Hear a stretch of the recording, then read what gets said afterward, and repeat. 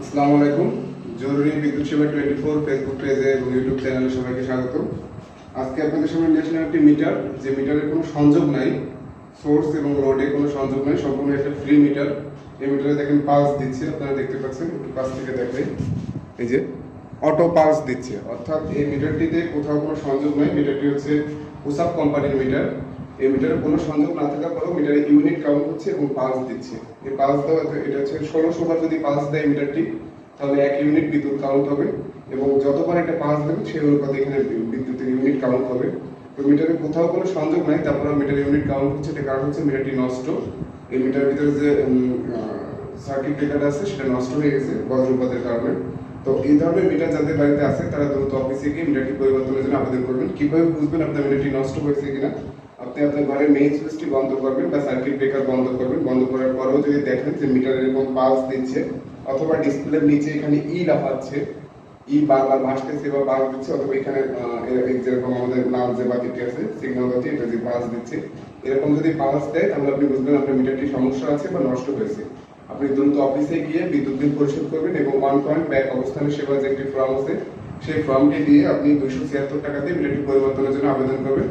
আমরা দ্রুত আপনার মিটারটি পরিবর্তন করে দিয়ে আসবো। আপনারা দেখতে পাচ্ছেন এই মিটারে কোথাও কোনো সংযোগ নাই। এরকম মিটার অনেকের বাড়িতেই আছে, যারা প্রতি মাসে হাজার হাজার টাকা বিদ্যুৎ বিল দিচ্ছেন আর ধারণা করতেছেন যে মিটার রিডিং লিখতে আছে, সে হয়তো বেশি লিখে নিয়ে যাচ্ছে, অথবা আমাদের যারা অফিস থেকে আমরা ভুলবশত আপনাদের রিডিং করতেছি। আসলে বিষয়টা তা না, আপনার মিটারের রিডিং উঠলে তো আমাদের রিডিং কাউন্ট করতেই হবে, এটাই স্বাভাবিক।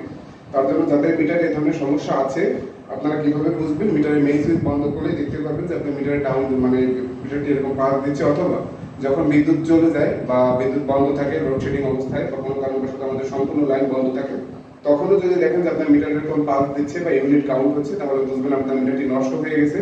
আপনারা দ্রুত মিটারটি পরিবর্তন করে নিন। তাও না হলে প্রতি মাসে আপনাকে হাজার হাজার টাকা বিদ্যুৎ বিল দিতে হবে।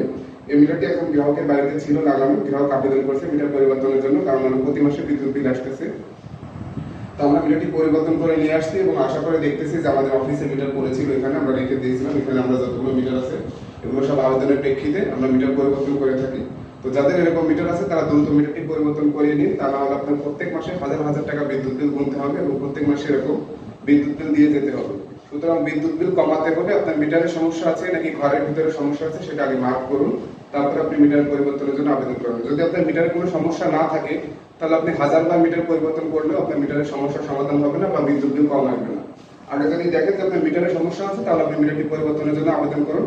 আর যদি মিটারে কোনো সমস্যা না থাকে তাহলে ঘরের ভিতরে যে ইকুইপমেন্ট আছে, আর্থিং সংযোগ সঠিকভাবে আছে কিনা, ঘরের ভিতরে ওয়ারিং সবকিছু সঠিক আছে কিনা, এগুলো দেখে তারপর আপনি বুঝতে পারবেন যে আপনার মিটারের সমস্যা আছে কিনা।